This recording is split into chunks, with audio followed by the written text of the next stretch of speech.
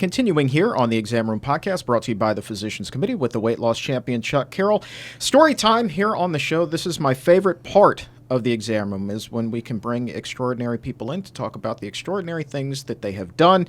And we are going to do just that with two extraordinary people today. I'm sitting across the table from Exam Room guest and friend of the show, Ms. Gwyn Whittaker from Green Fair Restaurant and Cafe out in Reston. How you doing, Gwen? I'm great. Thanks for having me again. Thank you so much for being here. And for the first time making his debut on the show is a gentleman whose columns I have been reading for ever and a day, and it is a real privilege to have you here, Mr. Courtland Milloy from the Washington Post. Thank you so much for joining us. Thanks, Chuck. My pleasure.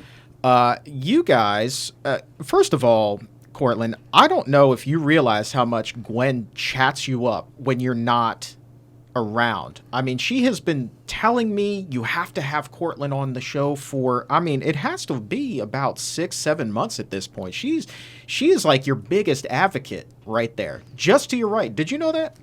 Well, what I know is probably more important that as a result of meeting Gwen and going to the Green Fair Organic Cafe that she owns, it changed my life, and quality of life is much better. When I met her, I was at least 50 pounds heavier than I was. I could not, when you get in the car, you have to lift that left leg out to get out. Oh, yes, sir. Well, that left leg was hard to move. And going upstairs, she claims that I walked like a walking dead man. When I never said that. She didn't put it like that. But I saw a photo of a video cam walking, and it was like an old man. I mean, a really old man, and that's gotten better too. Well, we'll get into that in just a second. Gwen, lean a little bit closer into that microphone and tell me how it was that you first linked up with Courtland. Was it just by reading his columns, or was this just a matter of happenstance, or what happened there? So Courtland's an institution in the D.C. area in the Washington Post. I'd read his column for decades. A lot of social aspects, I think, that he brought to the forefront. And he wrote a column about how broccoli made him gag. And so it made me laugh, and then I thought, well, I should invite him out. And so I called him up, and fortunately actually picked up the phone and talked with me. And when we ended up having dinner together, we really resonated, and a lot of stories came to the forefront, and I invited him to come out and actually go through the Kickstart. So it took, a year, I think, to get. So he did one column, I think, about Green Fair in our Kickstart program, where he sort of sat on the side and watched people go through it. And then about a year later, he decided to go through it himself. And so that was kind of cool, not sitting on the side, but actually joining the table and getting on the scale and going through the program, taking the food home.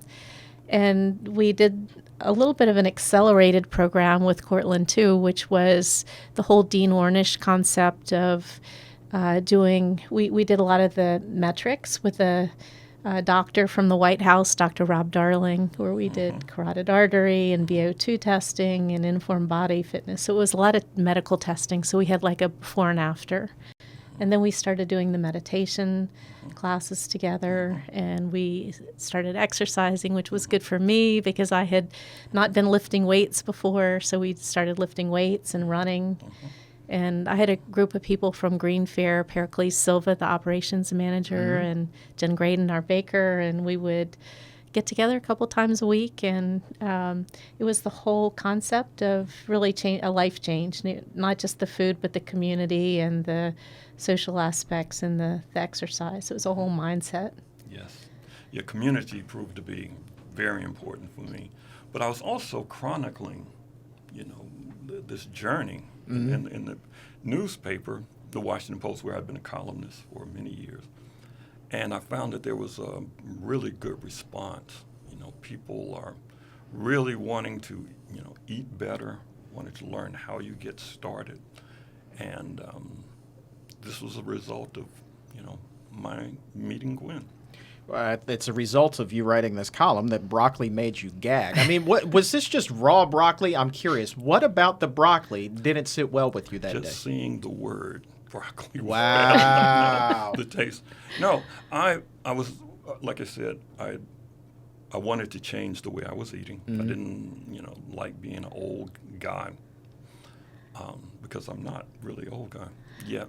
And I started doing research on what were the good foods, and broccoli was always near or at the top of the list. But I had a gag reflex that going back to childhood. Broccoli and asparagus coming in these oily cans. You pour them on your plate. You have to eat them before you can go out to play after dinner. And it was just a horrible experience, and it stayed with me. I tried to eat broccoli before, and it got the same reaction. Whether or not it was from a can at that point? Whether or not it was, it looked like little trees. And I wrote about it. What was a person supposed to do when the healthiest foods out there, and this was pretty much all of the greens, just didn't sit well?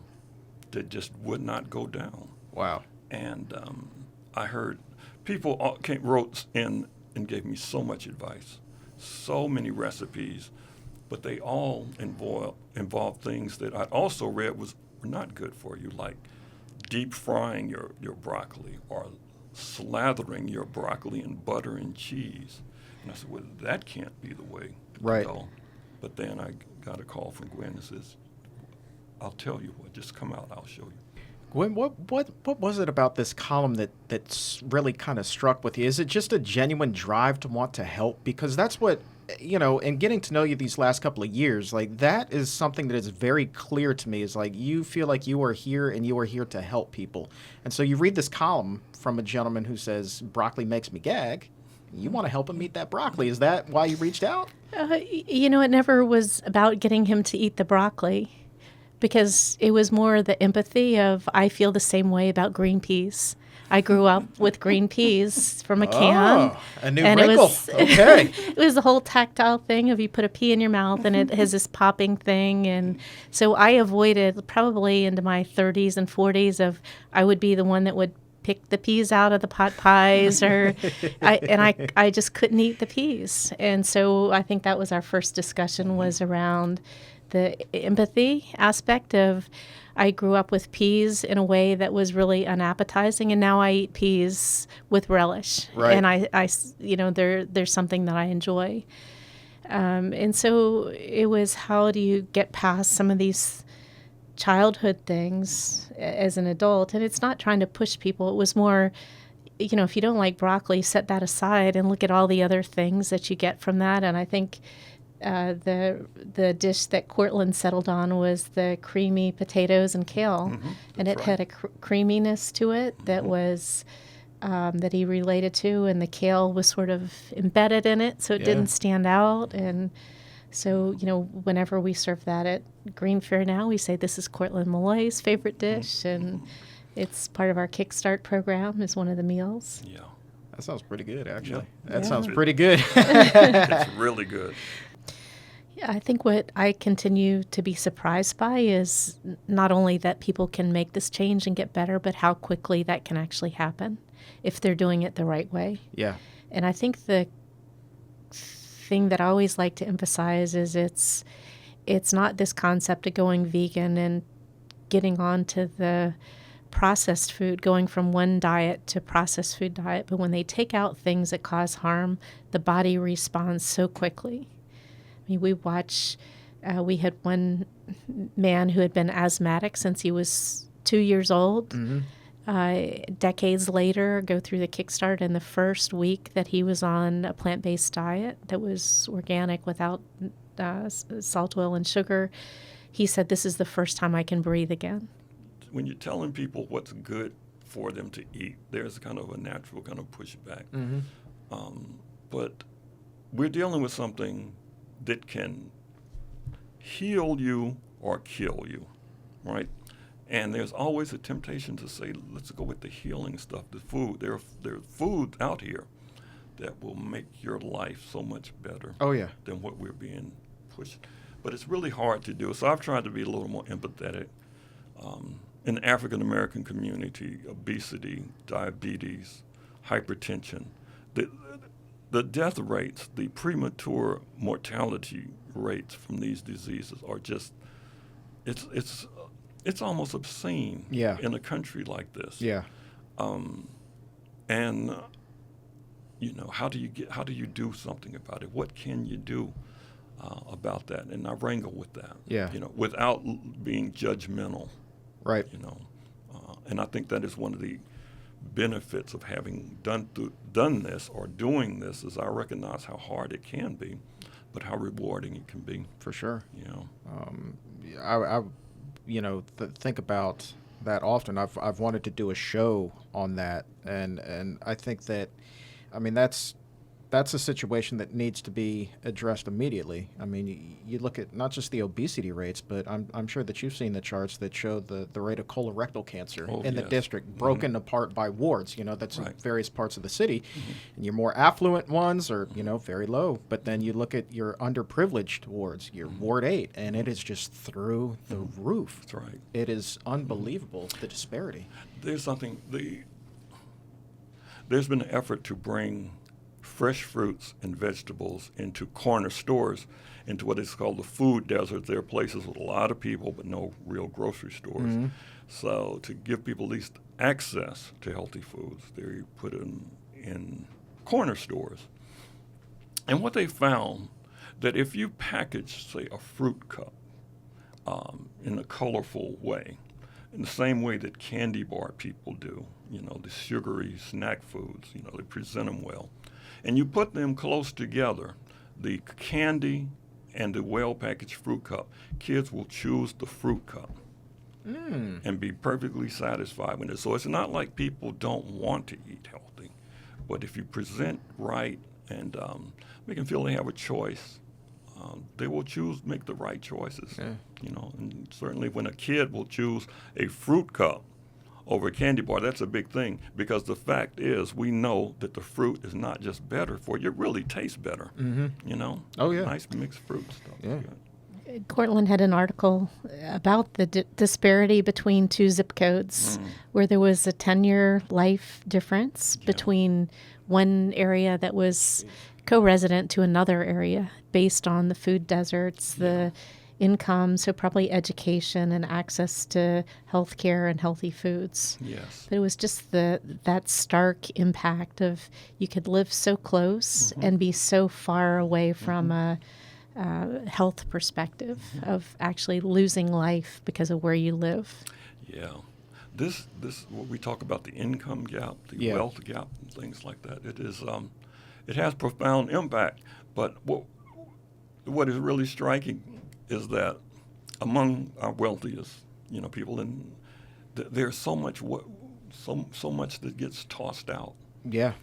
That good pair of pants that I had, that I was, it ended up being given to a homeless shelter and things like that. And when I went to take these clothes there, I saw all these poor people wearing these really nice clothes that wealthy people had donated. Sure.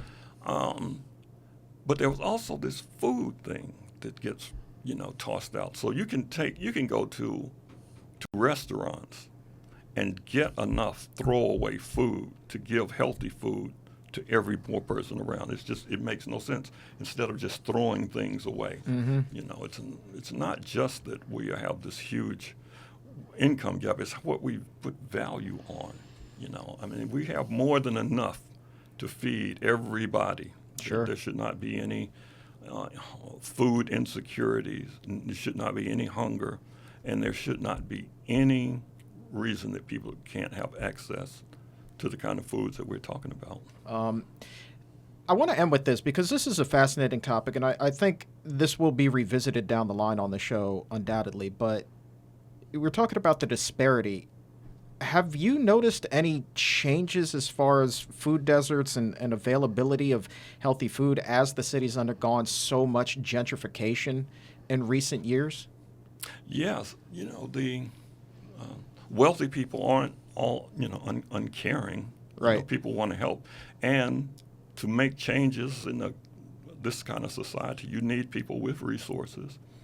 And there are efforts mostly aimed at young people. So in schools, we'll find that the candy machines are being taken out and, children given healthier choices. And I think one one of the people who was involved in bringing healthier foods into the schools found that cooking lessons work, and this whole seed to plate movement, helping people understand where their foods come from.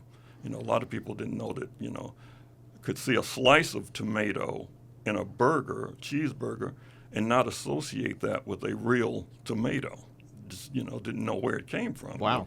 So you show them a tomato and they don't know what it is, because they've never seen a whole tomato before. So people get to see where our food comes from. And there's a great affinity for gardening. There's something about being close to the earth that takes people back to their roots that's quite appealing. But they also found that in teaching people how to cook, that people like that. They like cooking healthy things. Courtland Milloy, thank you so very much. You are a super inspiring individual. Thank you, Chuck. So are you. And Gwen, always a pleasure. Thank you, She's Chuck. the inspiration. I know. For real. She's just the ringleader of health. I love it. Oh, I no. love it. Thank you. If you like that interview and you want more of it, go ahead and subscribe to this YouTube channel. Leave a nice comment below. And for the full interview, also head over to Apple Podcast and subscribe to the Exam Room Podcast by the Physicians Committee. New episodes with information and inspiration each and every Wednesday.